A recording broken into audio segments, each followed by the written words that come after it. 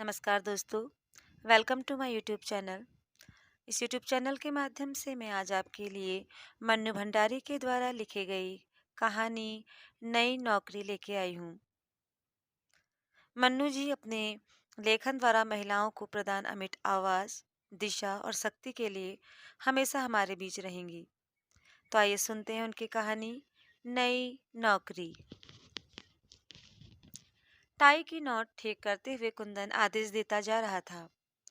सोफे का कपड़ा कम पड़ गया है, तुम खुद लाकर दे देना। इनके जिम्मे दिया तो ये काम होने से रहा। और देखो, प्लम्बर वाला आया तो जहां तहां के नल उन्हें ठीक करवा लेना। रमा पीछे खड़ी सामने के आईने में पड़ते कुंदन के प्रतिबिंब को देख रही थी। उसे लग रहा था नई नौकरी के साथ कुंदन की सारी पर्सनैलिटी ही चेंज हो गई। उसका बात करने का लहजा भी बदल गया।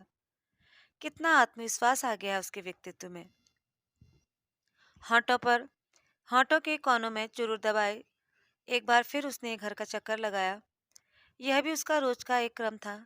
पीछे के बरामदे में दर्जी सोफे के कवर सिलाई कर रहा था। कुछ दूर खड़ा मिस्त्री छोटे छोटे टीनों में वार्निश तैयार करते हुए लड़के को कुछ आदेश दे रहा था। कुंदन को देखकर उसने सलाम ठोका। अब्दुल मियाँ, काम आज पूरा हो जाना चाहिए। तुम्हारा काम बहुत स्लो चल रहा है। अजी काम तो देखिए सरकार, समय चाहे 2 दिन का ज्यादा लग जाए, पर आपको शिकायत का मौका नहीं दूंगा। साहब मैं काम क्वालिटी का करता हूँ। अच्छा अच्छा, कुंदन लौट आया। ड्राइंग रूम के पार्टीशन पर नजर पड़ते ही कहा, ये डेकोरेटर्स वालों के यहाँ फोन करके जरूर बता देना, ये पार्टीशन बिल्कुल नहीं चलेगा। डिजाइन क्या बताया था और क्या बना दिया। कुंदन गाड़ी में बैठा। रमा पोर्टिको की सबसे निचली सीढ़ी पर खड़ी थी। उसे लगा जाने से पहले वह एक बार फिर सारे आदेशों को दोहराएगा, लेकिन गाड़ी स्टार्ट करके हाथ बाहर निकालकर उसने बाय बोला और गाड़ी में बैठकर चलने लगा। कुंदन गाड़ी में बैठ के चलने लगा और गाड़ी बजरी की सड़क पर तैरती हुई फाटक से बाहर निकली और दूर कहीं अदृश्य हो गई। रमा को ऐसा लगा जैसे कुंदन उसे पीछे छोड़कर आगे निकल गया है, बहुत आगे, जैसे वह अकेली रह गई है। 1 महीने पहले वह भी कुंदन के साथ ही निकला करती थी। कुंदन उसे कॉलेज छोड़ता हुआ ऑफिस जाया करता था। पर अकेलेपन की यह अनुभूति तभी तक रहती जब तक वह पोर्टिको की खड़ी रहती। जैसे ही फ्लैट का दरवाजा खोलकर वह भीतर घुसती, लगदग फर्नीचर, शीशों के दरवाजे और खिड़कियों पर झूलते लंबे लंबे पर्दे, मिस्त्रियों की खटपट, नए नए डिस्टेम्पर और वार्निश की हल्की सी गंध के बीच न जाने कहाँ डूब जाती। काम की एक लिस्ट उसके पास होती जिन्हें उसे पूरा करना होता। काम करते मिस्त्रियों को देखना होता, मार्केट के 2 एक चक्कर लगाने होते और यह सब करते करते ही शाम हो जाती। तभी फोन की घंटी बजी। फोन उठाकर उसने नंबर बोला। कौन? मिसेज बर्नन? कहिए कहिए, क्या खबर है? मिसेज बर्मन शिकायत कर रही थी कि कॉलेज छोड़े महीना हो गया है, एक बार सूरत तक नहीं दिखाई। आउटसाइड हो क्या?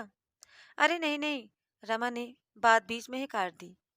उसने थोड़ा सा झुककर कोहनी मेज पर टिका ली। उल्टे हाथ में पेंसिल लेकर वह फोन का संदेशा लेने के लिए जो पैड रखा था उसी पर यूं आड़ी तिरछी लकीरें खींचने लगी। आज लंच के समय आओ ना, साथ बैठकर खाएंगे। तुम्हारे चले जाने से हमारा डिपार्टमेंट तो सुना ही हो गया है। लंच के समय तो तुम्हें हम बहुत ही मिस करते हैं। और एक तुम हो कि न जाने जाने के बाद कोई खबर न ली। क्या बताऊं, इस नए घर को ठीक कराने के चक्कर में इतनी व्यस्त रही कि उधर आ ही नहीं सकी। अच्छा यह बताइए सुधा, मालती, जयंती सब कैसे हैं? कहा ना, आ जाओ, सबसे मिलना भी हो जाएगा, खाना भी साथ खाएंगे। आज? और एक क्षण को मन के भीतरी स्तर पर आज के सारे कामों की लिस्ट तैर सी गई। आज तो संभव नहीं होगा मिसेज बर्मन, बस एक सप्ताह और ठहर जाइए, फिर अपने इस नए घर की पार्टी दूंगी। देखिए, आपने अपनी रमा का कमाल देखेंगी तो समझेंगी कि 1 महीने तक क्या करती रही। फिर और 2 4 इधर उधर की बातें और हल्की फुल्की सी मजाकें हुई और रमा ने फोन रख दिया। फोन रखने के बाद नए सिरे से इस बात का बोध हुआ कि कॉलेज छोड़े उसे 28 दिन हो गए हैं। जाना तो दूर, उसे कभी ख्याल भी नहीं आया। आश्चर्य के साथ साथ उसे थोड़ी गिलानी भी हुई। वह क्यों नहीं गई, कैसे रह सकी बिना गए। आज बर्मन का फोन नहीं आता तो पता नहीं और भी कितने दिनों तक उसे उधर का ख्याल ही नहीं आता। क्या सचमुच वह बड़े अफसर की बीवी बन गई है? उसे मजाक में कसा हुआ जयंती का रिमार्क याद आया। एकाएक मन में हुआ कि अभी चल पड़े, एक बार सबसे मिल ही आए। मना करने के बाद पहुंचकर वो सबको सरप्राइज देगी। उसने रसोई में जाकर 10-12 आलू के पराठे चाट तैयार करने को कहा। ये दोनों चीजें वो बहुत वहां सबको पसंद थी। सारे डिपार्टमेंट में वह और मिसेज बर्मन ही विवाहित थे। बाकी सब कॉलेज हॉस्टल में रहती थी और अच्छे अच्छे खाने की उनकी फरमाइशें बनी ही रहती थी। उसे अपनी फेयरवेल पार्टी याद आ गई। 10.5 साल की सर्विस थी।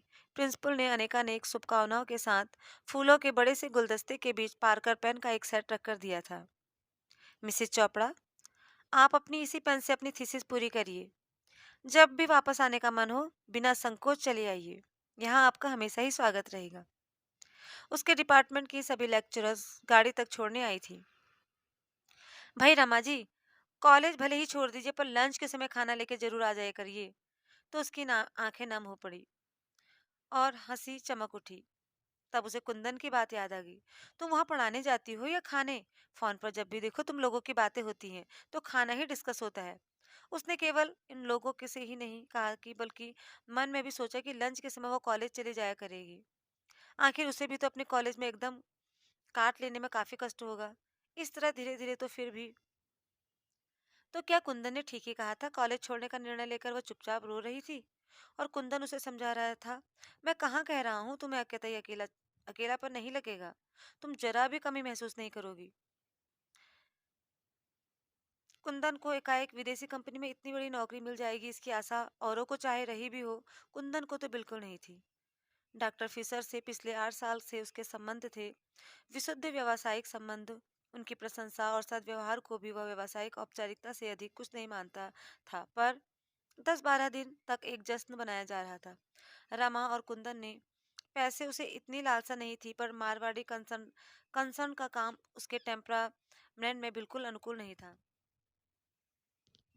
रमा इस नए माहौल से नितांत अपरिचित नहीं थी। क्लब, डांस, डिनर, कॉकलेट, ये सब वह बचपन से ही देखती आई थी। पर बस देखती ही आई थी, उसमें अपने को कभी घुला नहीं पाई थी। डॉक्टर फिशर ने कुंदन को नौकरी ही नहीं दी। धीरे धीरे वे उसकी सारी जिंदगी का पैटर्न भी तय कर देते। उसे 2-3 क्लबों का मेंबर बनना पड़ा। आए दिन दूसरी कंपनियों के बड़े बड़े अफसरों का एंटरटेन करना पड़ता। विदेशियों को हिंदुस्तानी खाना खिलाने के बहाने उसे घर में भी बड़ी बड़ी पार्टियां करनी पड़ती। और 3 महीने पहले उसे कंपनी की ओर से यह फ्लैट मिल गया। उसने सोचा वो अपने इस नए घर को निहायत ही ओरिएंटल ढंग से सजाएगा। विदेशियों के लिए तो यही नवीनता होगी। पर घर के लिए नया फर्नीचर बनवाने, चुन चुन कर चीजें खरीदने के लिए दोनों में से किसी के पास समय नहीं था। कुंदन चाहता था यह काम रमा को करना चाहिए। उसकी रुचि बहुत अच्छी थी। यूं भी यह काम उसी का था। फिर उसकी सुरुचि और सुघड़ता के तो हल्ले भी थे मित्रों के बीच में, पर रमा के पास समय ही नहीं रहता। सवेरे उठकर वह बंटी को तैयार करके स्कूल भेजती, फिर खुद तैयार होती। तैयार होते होते ही वह नौकर को आदेश देती जाती, सारे दिन का काम समझाती। नाश्ता करते करते वह अपना लेक्चर तैयार करती। तैयार तो क्या करती, बस सूंघ भर लेती। फिर 9 बजे कुंदन के साथ ही निकल जाती। 3 के करीब वह लौटती, थोड़ा आराम करती, फिर शाम की तैयारी। बाहर नहीं जाना होता तो घर में किसी का आना रहता। रात 11, 11:30 पर वह सोती तो थक कर चूर हो जाती।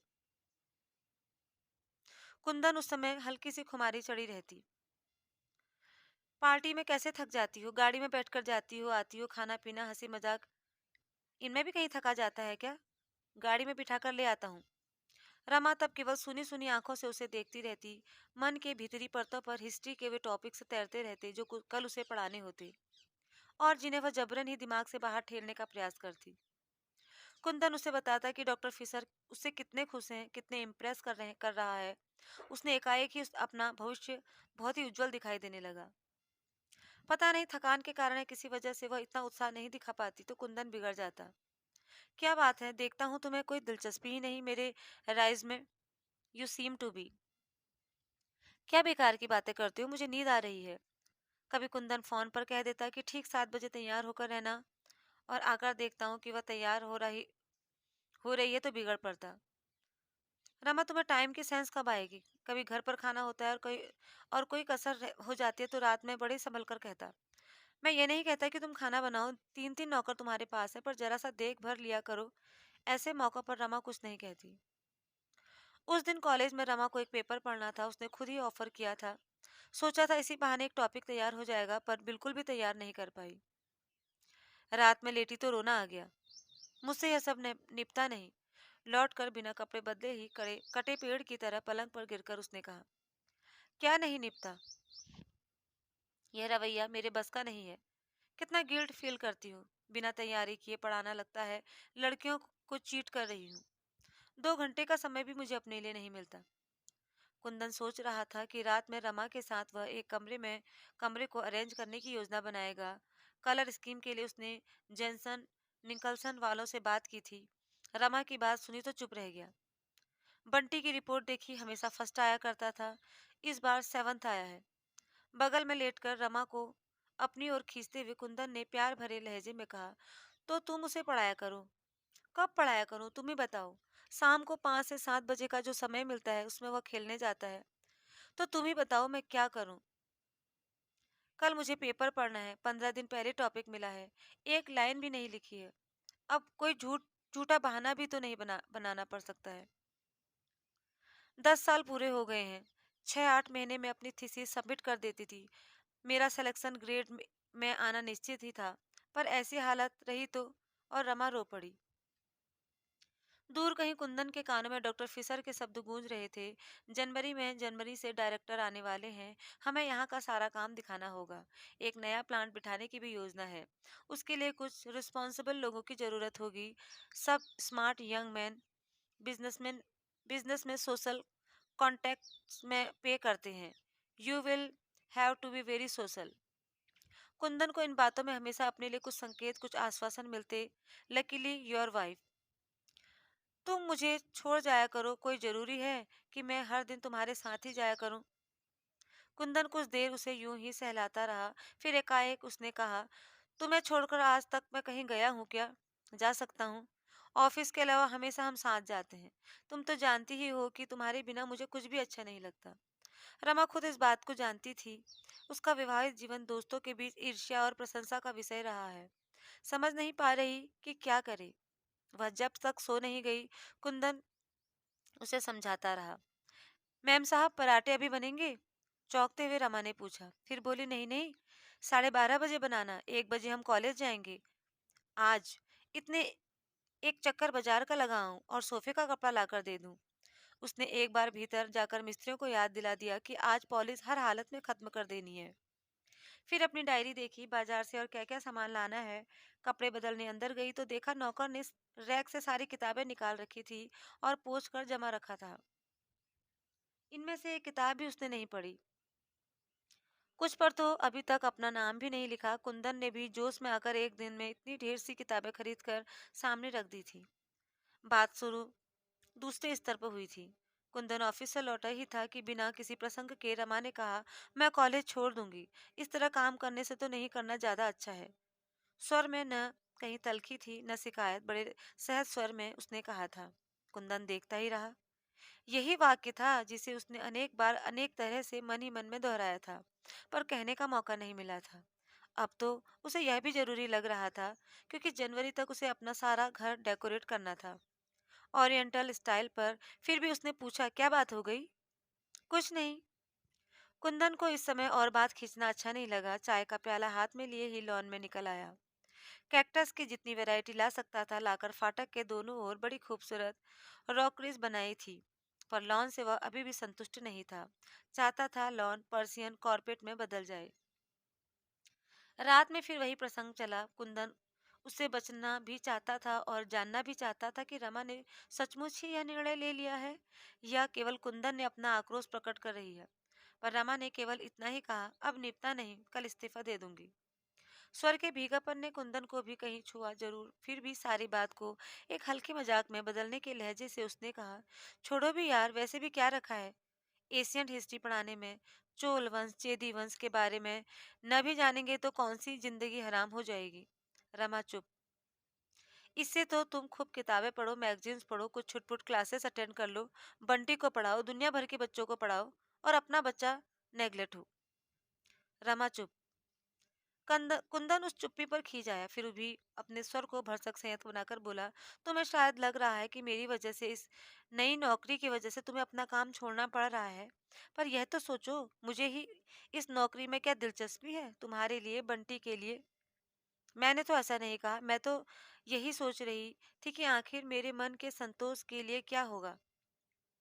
मेरा संतोष तुम्हारा संतोष नहीं है, मेरी तरक्की तुम्हारी तरक्की नहीं है।